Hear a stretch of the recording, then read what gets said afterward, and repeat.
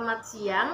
Di sini saya mewakili kelompok saya dari kelompok 9 yang beranggotakan saya sendiri, Anita Panawasari Purba, dan dua rekan saya yaitu Fitri Anggriani dan Rilin Agustin. Di sini kami akan membahas mengenai tugas pengantar akuntansi 2, yaitu tentang wesel tagih dan piutang usaha, di mana kami telah mengerjakan tugas ini untuk memenuhi tugas pengantar akuntansi 2.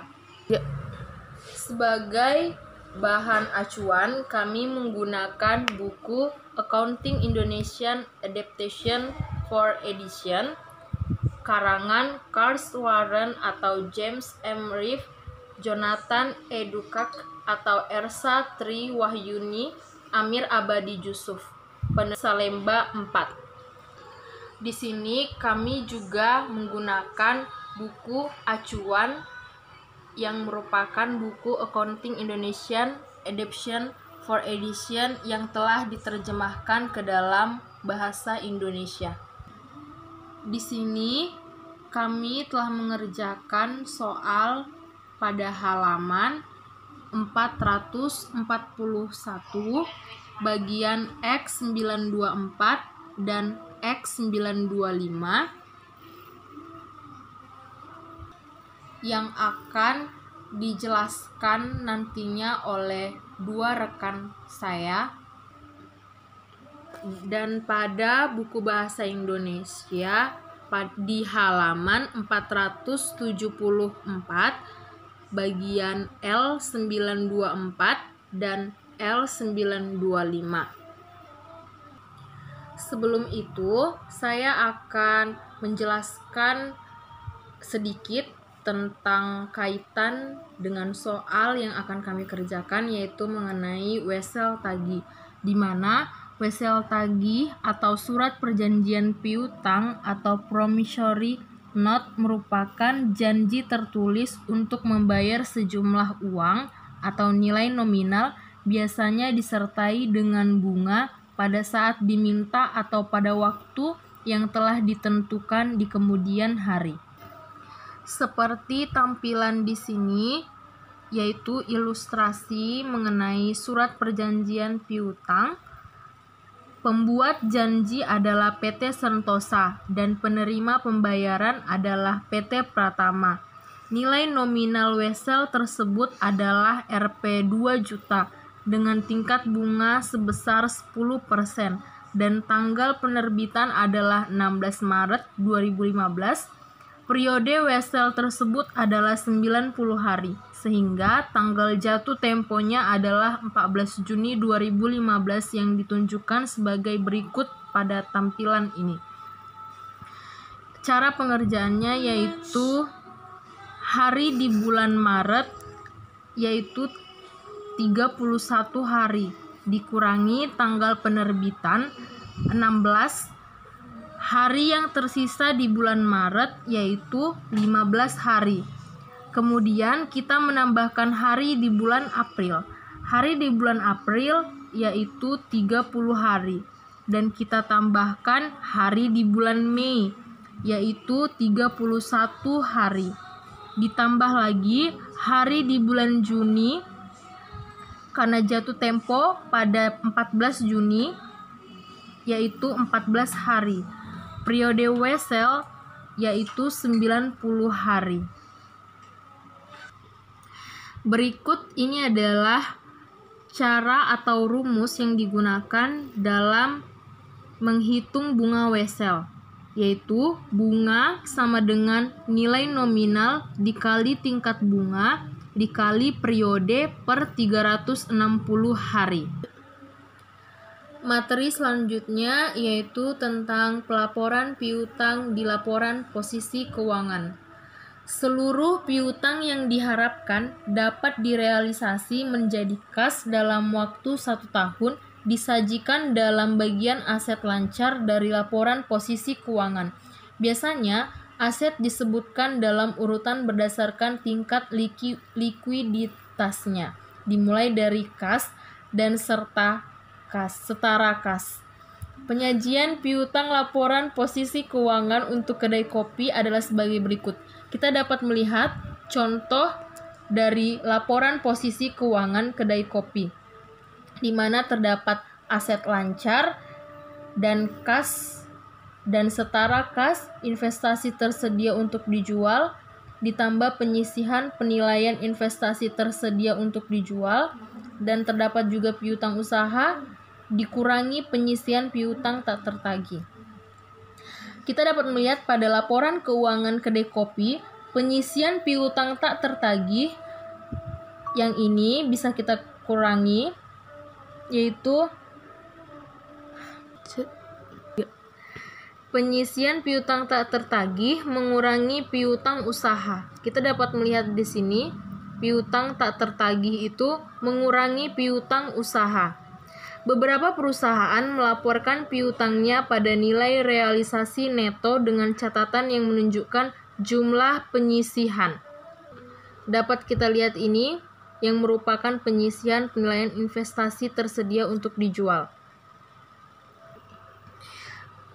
Pengungkapan lainnya yang terkait dengan piutang disajikan dalam laporan keuangan atau catatan yang menyertai laporan keuangan.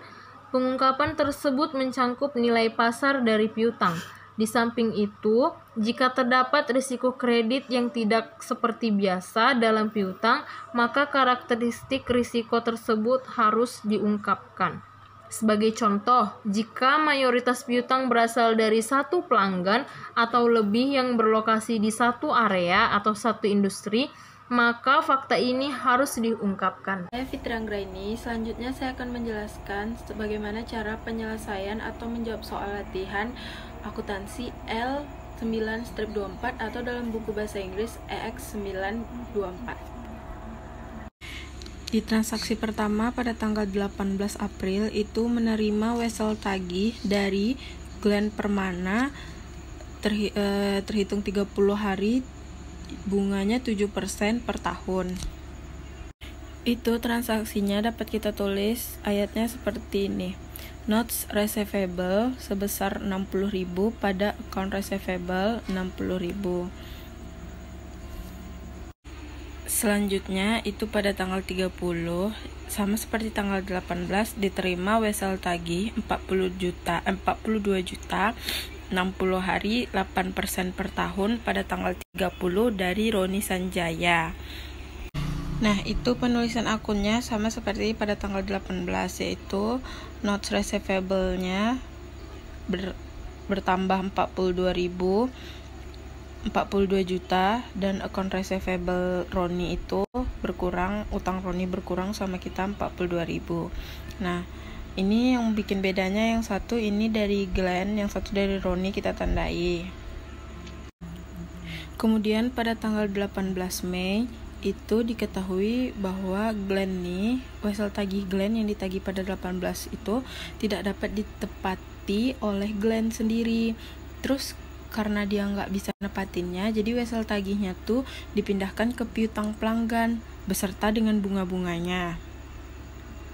Nah, kemudian karena dia nggak bisa nepatin janjinya untuk bayar wesel tagih, account receivable Glenn nih berpindah jadi ke debit.